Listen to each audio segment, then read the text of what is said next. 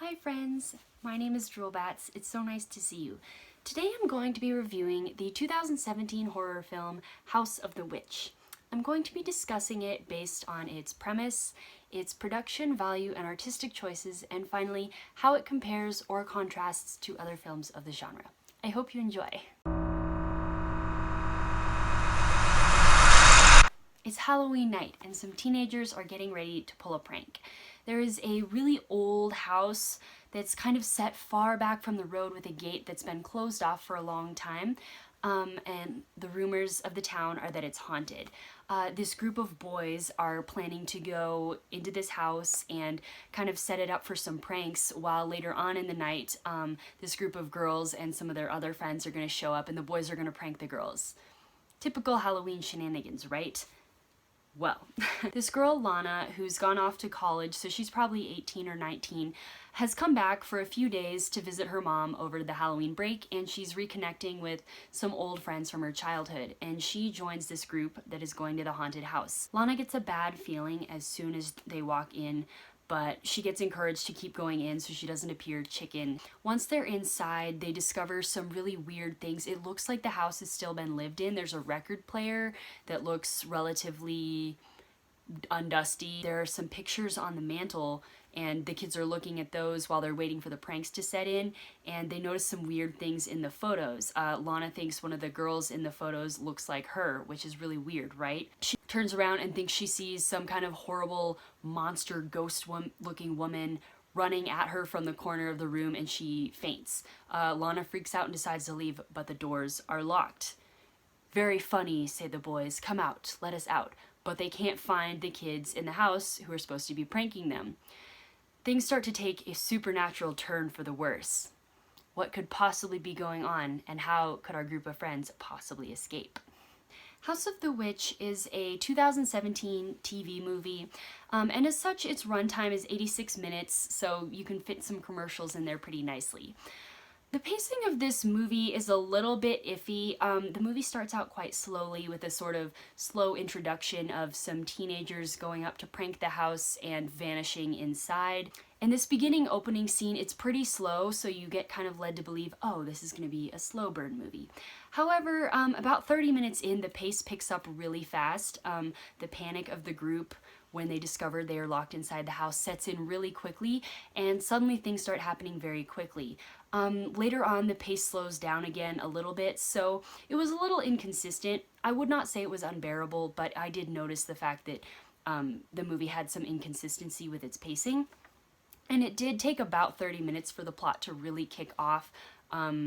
So considering the movie's length, I thought that was a little bit long before things got going. This movie has a pretty traditional approach to sound effects and music. The sound was balanced really nicely, so if you have to pick a volume to watch this movie at, you're not going to have to change it too much, which is really nice. A lot of the sound effects were very traditional, like, you know, the ominous door creaking, like the music that gets, you know, faster in tempo as they think spooky things are happening. So it's very traditional in that sense. I thought they did it nicely though.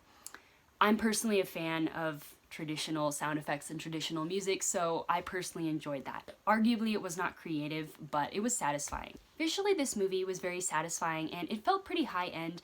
There was a lot of creative camera work, a lot of differing camera angles, up close, far away, moving cam, still cam, things like that. That gave the movie a very dynamic feel. I think the visuals were actually one of the strengths of this movie. The set felt very realistic. We saw the house from far away as well as up close, and you see a lot of the different rooms in the house. There were a lot of up close shots as well as far back shots that gave the world that this movie was set in a real feeling of depth. You really felt that this house, this haunted house, was a real place in a real town. Unfortunately, this movie did utilize some CGI. It had some practical effects that looked great, but the CGI was a little questionable. For the most part, it was okay, but there were one or two sequences where it really looked like low-end CGI that was kind of jarring, and I think kind of pulled me out of the moment, and I think de-elevated the viewing experience of those particular scenes. So that was one detracting factor. I thought the acting was quite good, and I thought the way the characters were written was very satisfying. All of our main characters were very different and dynamic people, and they all kind of had a different role to play in this little group inside this house. They had a lot of witty and fun banter that was really fun to watch, and I thought it was pretty realistic. Sometimes movies that are trying to capture the young people slang and behaviors miss the mark, but I thought this movie played it kind of safe. They didn't go too out there with too many memes and references, and as a result, I think it's going to age well. And it was also quite entertaining.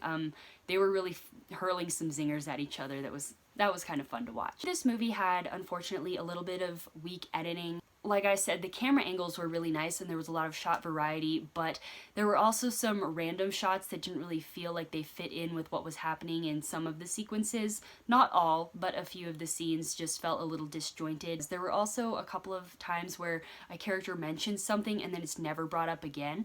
And the way the story's set up, I think they were trying to bring it up again, but it just got edited out, perhaps by mistake, perhaps for time purposes.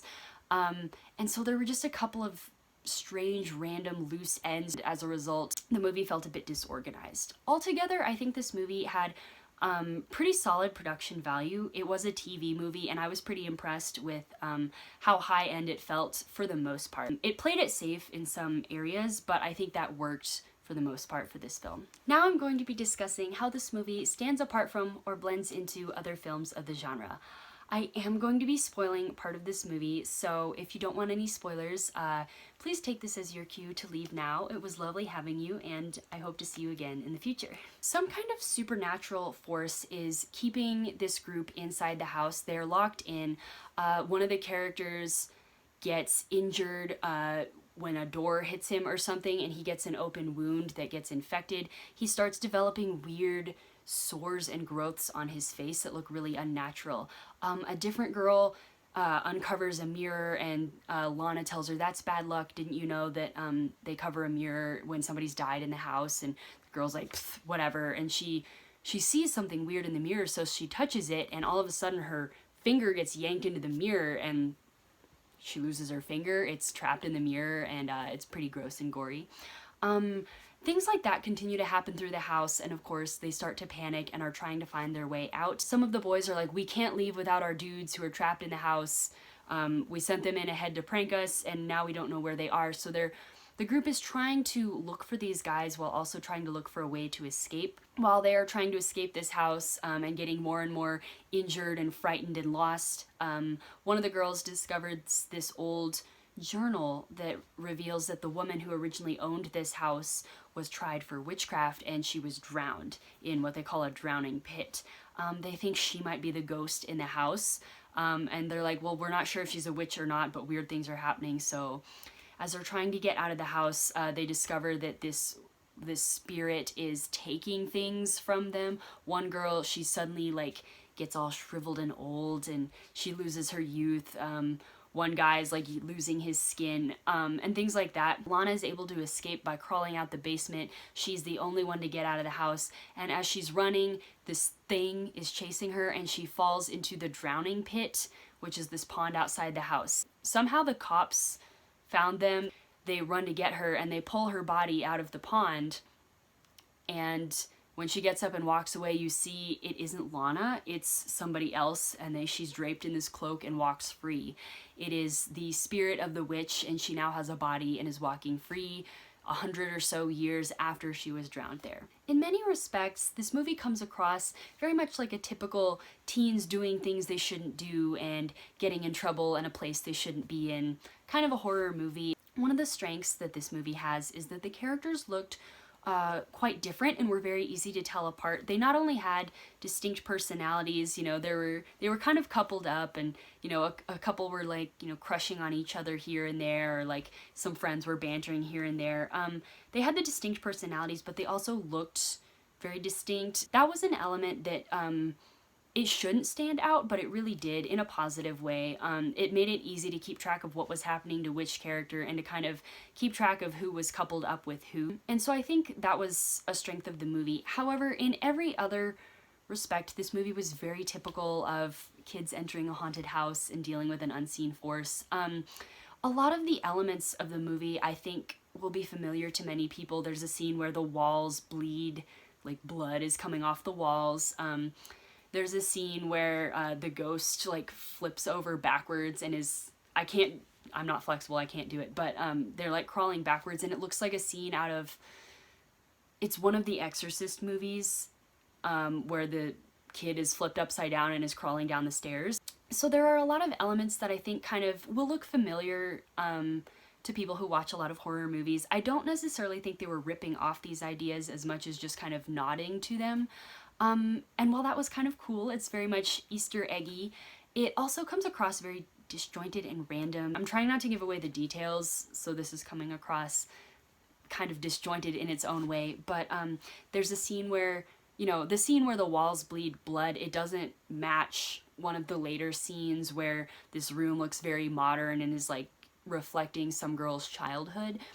It just felt really strange, and while it was cool, it just seemed really random at times. One of the flaws that this movie also had is because they were trying to fit so many cool and creepy concepts together, like the guy who starts getting the weird growths on his face, I thought that was very distinctive and cool, but it didn't have anything to do with anything else in the movie. One girl, she starts to hallucinate and thinks the room is reflecting her childhood, and she starts aging really rapidly, and that didn't really fit with anything. This other guy, he's like chained up in the basement and like he's getting cut up or something strange, I don't know.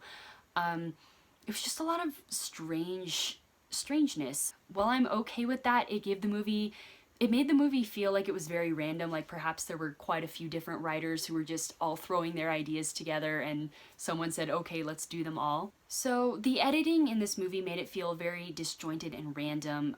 There was no consistency. There were a lot of hints dropped throughout the movie that there was something more going on with Lana, and then they didn't really address it. So there was a lot of foreshadowing that didn't really lead up to anything. They go up to the haunted house. She's the one who gets creeped out and has the premonitions. When they go inside the house, she sees her photo in the portrait, and she's the only one who doesn't get mega injured. So it's kind of strange. You're like, oh, maybe that ghost is like an ancestor of Lana's or something like that. Or like, oh, the ghost is clearly targeting Lana for some reason. And then they never really bring it up again. I do suspect that the movie was going somewhere with it and somehow it got lost in the editing process, but as a result there were a lot of random loose ends that didn't really match up. When they say, oh, the witch is taking things from us, what do you mean? Things didn't really mesh cohesively. So while they presented us with a lot of cool and exciting things that happened along the way, the ending didn't really come together nicely. However, despite its kind of disorganized feel and ultimately the lack of meetup between all the concepts, I actually did enjoy this movie. It's familiar and it's fun. It's definitely not a perfect movie, and if you're looking for something new, you need to look elsewhere. Everything in this movie has been done before, but I thought it was still a fun ride to go on. If I had to rate this movie, I would give it a 3 out of 5 stars. This movie is a really fun ride. There's a lot of creativity, a lot of fun ideas, and once the pace picks up, it's very exciting. However, the movie didn't come together in a satisfying and cohesive way, so I think at the end of the day, it felt very sloppy, things didn't really match up, and ultimately everything that we see in this movie has been done before. So there's nothing new brought to the table. I'd love to hear your thoughts if you have any. Thank you so much for watching this review. I hope that it was interesting to you and I hope that it was helpful for you. Please consider liking this video if you liked it, and please subscribe if you haven't already. I review horror movies on this channel. If I see a movie that is free on YouTube or something, I will also share the link. So if you like horror movie reviews and if you like free movies, I guess this is the place for you. Anyway, thank you so much for watching. I hope you have a great day. Bye!